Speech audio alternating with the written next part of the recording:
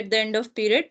So most software programs जो कि available हैं are also able to prepare the financial statement once it has been determined the account balances are correct. एक बार जब हमें पता चल जाए कि हमारे जो अकाउंट बैलेंसेस हैं वो करेक्ट है, हमने सही एंट्रीज किए हैं, तो वहां पे वो फाइनेंशियल स्टेटमेंट्स प्रिपेयर कर देंगे. So the closing process at the end of period can also be done automatically by the computer. So human judgement is still required to analyse the data. अब ऐसा नहीं है कि सॉफ्टवेयर में आपने सारा डेटा पुट कर दिया and it will provide the result. बस वो आपको आप इनपुट डालोगे, आउटपुट दे देगा. अगर आपने गलत इनपुट डाला तो आपको आउटपुट भी गलत मिलेगा. तो इसलिए यहाँ पे हम ये नहीं कह सकते कि जो कंप्यूटर है, सॉफ्टवेयर है, कंप्यूटर या मशीन जो है वो बिल्कुल एक्यूरेट आपको आंसर देगी. इसके लिए उस आंसर को इंटरप्रेट करने के लिए, जज करने के लिए ह्यूमन बींग्स की नीड है. Okay, so human judgement is still required to analyze the data for entry into computer system correctly. So additionally the accountant's knowledge and judgment are frequently required to determine the adjustments. कि यहाँ पे जो accountant है उसकी knowledge और judgment दोनों ही required है while you are reporting at the end of period. Okay, so the mechanics of system however can be easily handled by the computer. Mechanics means machine है वो एक तरीके से, जिसमें आप जो भी input दोगे उसके according वो आपका जो है result provide कर देगा. Now next is why there is a need for computerised accounting. Need इसलिए है कि जब हमारे पास जब भी हम कोई नई इंट्रोड्यूस करते हैं कोई भी नया सॉफ्टवेयर, तो उसके कुछ ना कुछ प्रोज एंड कॉन्स होते हैं, कुछ उसके फायदे होते हैं.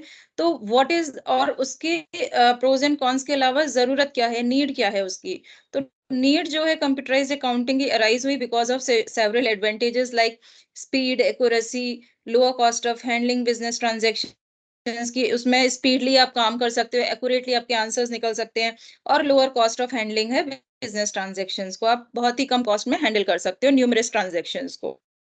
ओके, तो first of all first is your numerous transactions.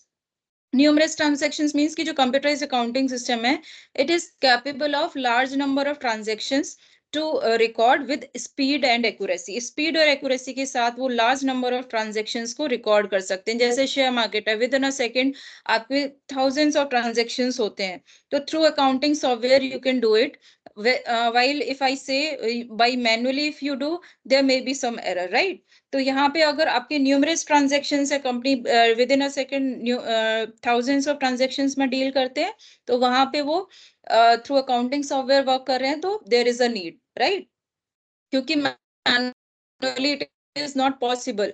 Then instant reporting, कि आपको अगर instant of this transaction instant आपको कोई रिपोर्ट बनानी है बहुत ही इमीडिएटली, बहुत ही अर्जेंट में, तो वहां पे आप क्विकली जो है रिपोर्ट इंस्टेंटली बना सकते हैं, quality report, because of it speed and accuracy. Then third is your reduction in the paper work. Reduction in the paper work, क्योंकि मैनुअल नहीं है, मैनुअली में आप पेपर वर्क ज्यादा होता है, यहाँ पे आपका पेपर वर्क कम होगा. आप मैनुअली जो है करोगे, ऐसा नहीं है कि बिल्कुल मैनुअली करोगे नहीं, कुछ आप रिकॉर्ड करोगे in the transactions in the software. But manually की अगर हम बात करें तो ज्यादा स्टोरेज होता है, तो हम क्या करते हैं, जो भी मेन मेन चीजें रिकॉर्ड करते हैं, और उसके बाद जो बहुत ही इंपॉर्टेंट चीजें उन्हें मैनुअली अपने वाउचर्स और डॉक्यूमेंट्स के फॉर्म में रखते हैं. ठीक है, तो जो रिक्वायरमेंट है books and stationery and books of accounts along with vouchers and documents is directly dependent on the volume of transactions beyond certain point. ठीक है, तो रिडक्शन इन पेपर वर्क का मतलब हो गया कि जो भी हमारे डॉक्यूमेंट्स है, वाउचर्स हैं, बुक्स ऑफ अकाउंट्स बनेंगे, वो बेसिकली हमारे कितना वॉल्यूम है ट्रांजैक्शंस का, कितनी transactions with in a seconds हो रहे हैं एट अ सर्टेन पॉइंट, उस पे डिपेंडेंट है, और उसी के बेस पे हम रिड्यूस कर सकते हैं अपने पेपर वर्क को. So there is a dire need to reduce the paper work and dispense with large volume of books of account, and this can be achieved with the help of computerized accounting system. The next is your flexible reporting. Reporting की बात करें तो computerised accounting system में ये flexible है, because आप सारा data input करते हो, तो easily you can have the report regarding any subject, any topic, right? Any subject means any topic related to accounting. अगर आपको कोई भी रिपोर्ट बनानी है, जैसे ट्रायल बैलेंस की रिपोर्ट है, या फिर आपको फाइनेंशियल स्टेटमेंट्स की कोई रिपोर्ट जनरेट करनी है, तो fastly you can do it. It is capable of generating reports of any balance as and when required for any duration, किसी भी टाइम पीरियड के लिए within that accounting period. Okay, then next is your accounting queries. हमारे accounting queries होते हैं जो कि based होते हैं सम एक्सटर्नल पैरामीटर्स के बेस पे, जैसे कि query related to Query related to overdue customers account can be easily answered by using structured query language, support of database technology in computerized accounting system. Okay, तो database में जब हमारे पास सारी information है तो हम वहां पे कस्टमर्स की क्वेरी को भी आंसर कर सकते हैं, कोई भी अगर रिलेटेड क्वेरी है ओवरड्यू कस्टमर्स की. So such an exercise would be quite difficult and expensive in manual accounting system. क्यों? क्योंकि मैनुअली में वो सारा क्वेरी उनको मैनुअली रिकॉर्ड करना होगा, फिर उनके लिए डिफिकल्ट होगा कि किस चीज से रिलेटेड, किस टॉपिक से रिलेटेड वो क्वेरी है, उसको फाइंड आउट करना, उसके reasons, then they have to answer it. But in computerise system accounting software में वो क्वेरी डालेंगे रिलेटेड टू एनी टॉपिक जो भी उस अकाउंट से रिलेटेड है, तो वहां पे फास्टली उनको क्वेरी का आंसर मिल जाएगा. Then next is online facility. Online facility में जो है, computerise accounting system offers online facility to store and process transaction data so as to retrieve information to generate and view financial reports. मतलब कि जो आपके computerise accounting system है वो offer करता है ऑनलाइन फैसिलिटी अपने डेटा को स्टोर करने की, ट्रांजैक्शन डेटा को, और उसको प्रोसेस करने की, और जब जब कभी भी जरूरत हो तो उसको बैकअप ले सकते हो, आप रीस्टोर कर सकते हो, रिट्रीव कर सकते हो उस डेटा को. ठीक है. जैसे कि अगर आपको मान लो किसी फिक्स पहले जो आप एंट्रीज कर चुके हो लास्ट फाइनेंशियल ईयर की, अगर उसके फाइनल रिपोर्ट्स चाहिए तो आप उनको जनरेट कर सकते हो, निकाल सकते हो, उनको देख सकते हो. ठीक है. तो ये इसका फायदा है. देन एक्यूरेसी, जो इंफॉर्मेशन और रिपोर्ट्स जनरेट करते हो आप through accounting software, basically they are very accurate and quite reliable for decision making. उनके बेसिस पे आप डिसीजन मेकिंग कर सकते हो. कोई भी कंपनी जो भी अकाउंटिंग सॉफ्टवेयर का यूज कर रही है अपने बिजनेस में, तो वो जो भी रिपोर्ट्स जनरेट करेगी, इंफॉर्मेशन जनरेट करेगी अकाउंटिंग सॉफ्टवेयर के थ्रू, बेसिकली वो एक्यूरेट होंगे, क्योंकि जो डेटा अगर आपने सही इनपुट किया है तो आपको सही रिपोर्ट एक्यूरेट मिलेगी और अप टू टाइम मिलेगी, रिलायबल होगी वो आपके डिसीजन मेकिंग के लिए. जबकि मैनुअल अकाउंटिंग सिस्टम की बात करें तो वहां पे बहुत सारे पीपल वही काम को करते हैं, डेलीगेशन होता जाता है काम का. तो अब किसने वो काम किया, अगर आप एक रिपोर्ट निकलवाते हो तो आपका डेलीगेट होता जाएगा कि ये काम, उस रिपोर्ट का एक पार्ट किसी और ने किया है, दूसरा किसी और ने किया है.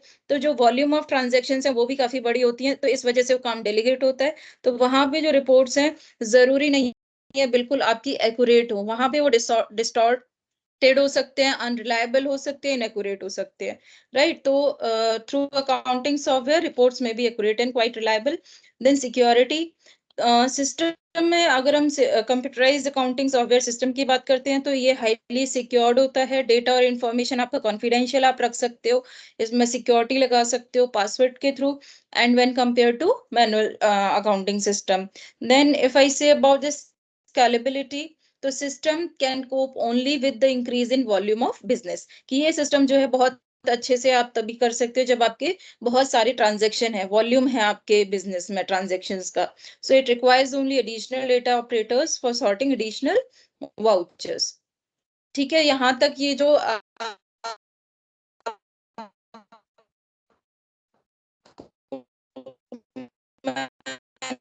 सारे समझ आ गया सबको class? At least respond Muskan. Yes. Yes ma'am. Okay.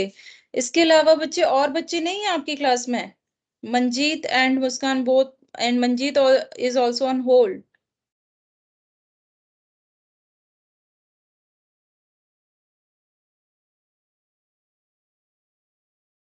Ma'am actually I don't know, क्योंकि एसएल के स्टूडेंट से तो हम लोगों का इतना कांटेक्ट नहीं होता एक दूसरे से. Okay. Okay fine.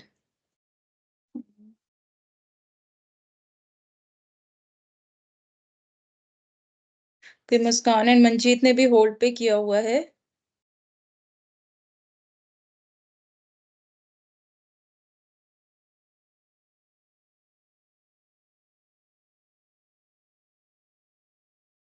Recording has started. What Manjeet is doing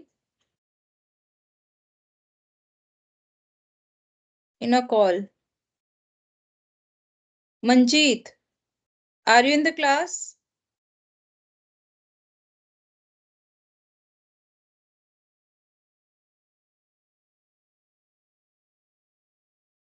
Just a second, I have to.